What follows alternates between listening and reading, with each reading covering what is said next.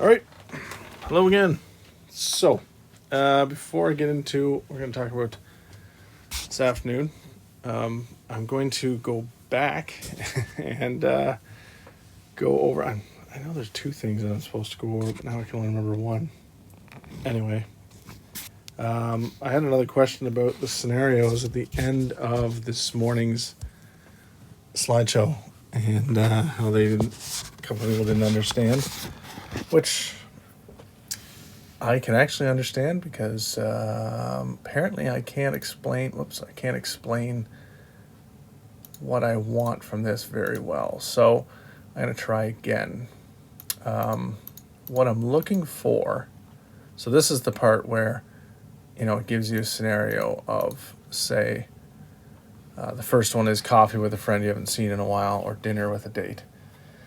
What I'm getting you to try to think about is, do you consciously choose a particular type of business, right? The ones covered in the slideshow. Again, multinationals, local, crown, partnerships, co-ops, things like that. Do you tend to go to certain types of businesses for certain services? Okay, and if you do, why do you do that? So that's a woo. I actually like to hear that played back. I don't even know what I said there. It sounded like anyway. So that's the first part of it. Is, for instance, the coffee with a friend. I mean, does the environment of a typical Tim Hortons, Starbucks, something like that, where it's the same everywhere, does it matter to you that that's where it is you're meeting with someone? A dinner date, if you're going to Eastside Mario, is that even place still around?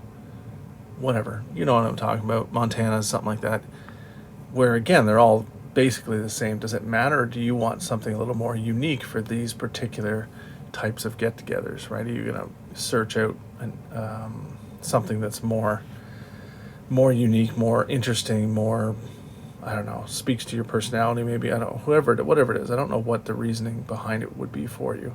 But that was the first part of it. And then the second part that I want you to to look at is every time you make a choice in the economy.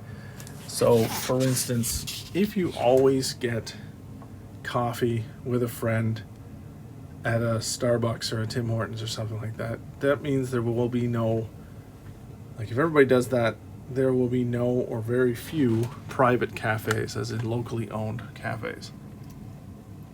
Whereas if more and more people trend towards local cafes, they will become more prominent in the economy, right? Just like government services. So I don't have, so I have examples of sports, and here's one of the sports things I was thinking about. The one I have down there is equipment, or home workout stuff, where you go for that stuff.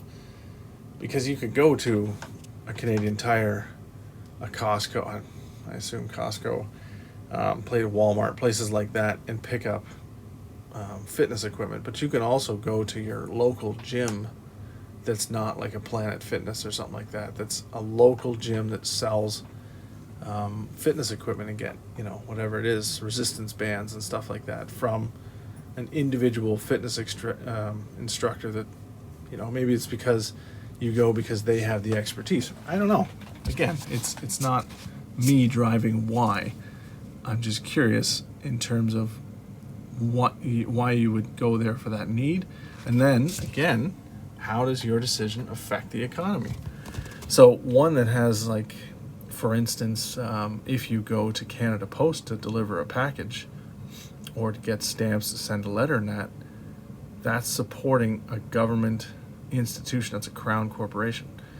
If you instead, you're sending it always with FedEx, UPS, ones like that, you're then choosing private companies, and you're not putting money towards making using the crown corporation, which would then in turn incentivize the government to stop funding that crown institution, right? So that's what I'm trying to get at, is that connection between your decisions as an individual and our decisions as society, where we spend our money, versus how that affects delivery of services by private, but more importantly by the government, because in Canada the government has a lot of investment into the people because we have lots of social programs. But if we don't use certain programs like Canada Post, that will send a signal to the government to stop funding Canada Post. Right, so hopefully that gives you a better insight on what I'm looking at, what I'm trying to get at. I hope so. Maybe not. If not, then send me more emails, and I'll try and figure out another way to explain it. But that is what I'm getting at for that one. Okay, moving on. So the two things I'm going to go over: the underground and the sharing economy. Okay, so underground economy, first of all, it's also called the shadow economy because it sounds cool. Shadow. But anyway, any of that stuff is stuff that is anything from, let's see, so bartering, the idea of, that's look like bordering, what they call under the table work, what they call this is not exactly, that's quid pro quo is the whole thing that Donald Trump got into, should have gotten into trouble for, but didn't actually get into trouble for. Not enough anyway, in terms of trading favors for himself, for what the U.S. could do for Ukraine. That was that whole thing over quid pro quo. Basically, I'll do this if you do this. Right, so in terms of the shadow economy, we're talking more like private sales on Kijiji, things like that. That's reselling of different things. Or if you actually, a lot of people in the class apparently are resellers of different things. Okay, so that's shadow economy, because that stuff's you're not paying taxes on the income you make on that. So that's another example of it. And there's lots of stuff like that. I've got a friend who, I'm not really sure how his other friends haven't caught on to it, but anyway, he sells sports jerseys that he gets from a website that manufactures them in China, and he orders them for his friends and then makes money on the top of it. Of course, the way he describes it as a benevolent service almost, even though I know that, because I've seen the prices on that thing. Anyway, just kind of funny, but that's his kind of money on the side. And he's really good at that, actually. He's always had some kind of side opportunity in terms of just selling this or that to make a bit of money. Anyway, that's another one. Other ones, and these aren't nefarious, right? It's not evil. It's just examples. Another one would be, if you're a tradesperson, you are a mason, and you work on a friend's or a buddy's place, redoing the brick, pointing the brick of a brick house, and then in turn they don't pay you. That guy's an electrician. He comes in and wires your garage for you, right? That's just an under the table, or it's not under the table. It's more of bartering, trading of skills. That stuff happens a lot, especially in smaller communities where everybody knows their neighbors and stuff. That so and so down the street is a plumber.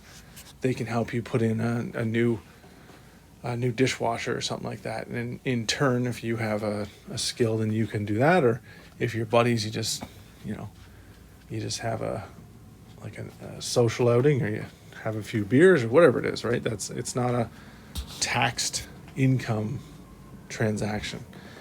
The end of the table is where people are, obviously they're hired. It is illegally, it definitely is. But it's stuff where, you just work for the day and they give you a couple bucks under the table. So they don't report paying you, and so they don't have to pay things like payroll taxes and all that kind of stuff. And instead, and you just get paid, you don't have to pay your income tax on it because you don't report it, right? So that's another type of the shadow economy. And then I got this here, that stat. So it looks at the size of the shadow economy all the way to 2018, averaging out. You can see the U.S. is at the top in terms of how small the shadow economy is, and we're at 12.8, right? 12.8% of GDP. And as you go down, you get further down, you have places like, you see Poland and Greece around there in the bottom. You got Bulgaria, Romania. There are different reasons. Germany's below us at 14.3. There's different reasons for this, though. So some of the reasons, like the U.S. has low taxes. They also have low regulation in comparisons. Regulations. Wow. Okay. Whereas Germany, for instance, high tax rate. And the EU has increased regulations. Now, in between the two of these things would be, of course, what I'll call a rule of law. So, one thing the U.S. has going for it big time is low taxes, right? Florida doesn't have, they don't have a sales tax. Kind of like Alberta in Canada didn't have a sales tax until they had to put in the GST, which, by the way, the GST was just a replacement for a hidden tax that was already there, the MST. Anyway, just saying that was years ago, but still. But they have low taxes. They also don't have a whole lot of regulations at controlling certain activities. And to me, so this is a personal opinion, Mr. Clare's opinion here, the United States having low taxes means that their infrastructure of their public institutions suffers. Now they have to have the white knight come out of the shadows in the form of a celebrity that gives money to a local school system, or the roads get done by somebody who's made it rich and stuff like that.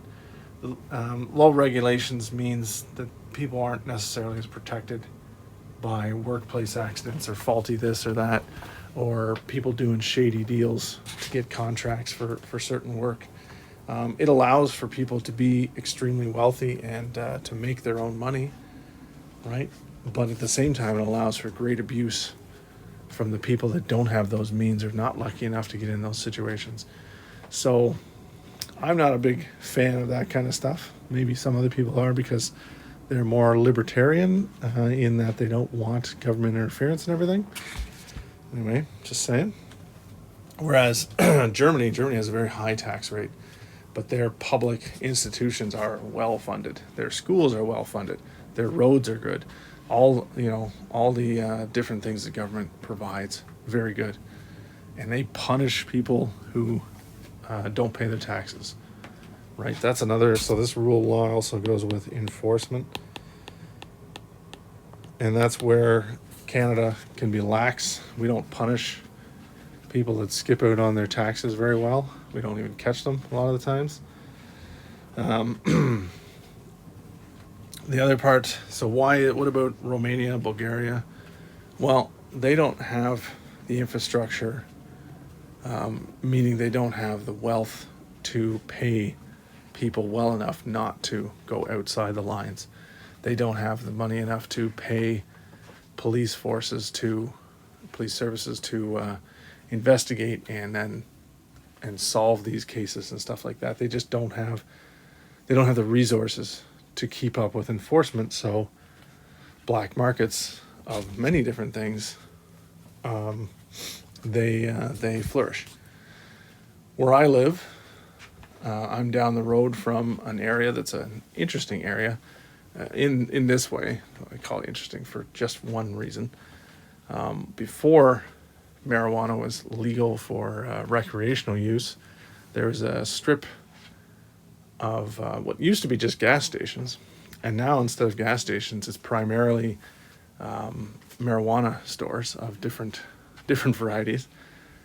and they don't follow government regulations, right? And the reason why this is because, again, it's a thorny issue in that it's right on the Tyendinaga Mohawk Reserve, so it is not easy to enforce a federal law when that's not federal land, right? Like, that is Mohawk territory, so they have jurisdiction over a lot of that stuff. Now it gets very messy because the province and the RCMP both don't want to weigh in on anything to do with Mohawk territory, so it becomes a very difficult situation. And the belief, I guess, in that area, and I haven't talked to anybody about the belief in the area, but obviously the money it brings in the economy, they found it was fine to do that, and then the laws changed anyway. So they were no longer illegal shops anyway. And I think some of them did get shut down, but it is a familiar place, especially to high school students. All know about it. But anyway, so it's a unique little spot in terms of what used to be the black market, and now, since legalization, not so much. All right, going on. Yeah, so I think anything else on there. No, I think you get the idea, though, of what the underground economy looks like and maybe why some of it is there. And you'll get more from doing, of course, the actual assignment there. Okay, moving on. So the gig economy. I'll find this, actually, I'm going to pause this and we're going to come back to the gig economy. I don't want to make this really super long, so I'm going to break it into two. All right, right on. Be back.